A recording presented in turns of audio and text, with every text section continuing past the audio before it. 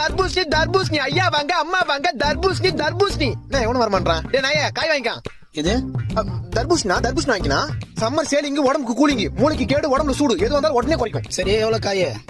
1 100 ரூபாய் 2 30 ரூபா. இது 1 100 ரூபாய் 2 30 ரூபாவா? நல்லா ஆஃபர் இருக்குது. இந்த 2 கொடு. கொடுக்குறேன்.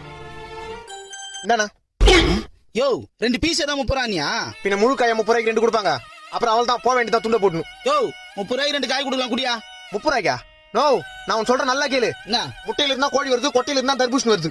கோயில இருந்து வர முட்டையை இப்ப 3 ரூபாய்க்கு தர மாட்டான். நான் இப்ப நான் கொட்டையில இருந்து வந்த தர்பூசணி 30 ரூபாய்க்கு கொடுப்பேன்.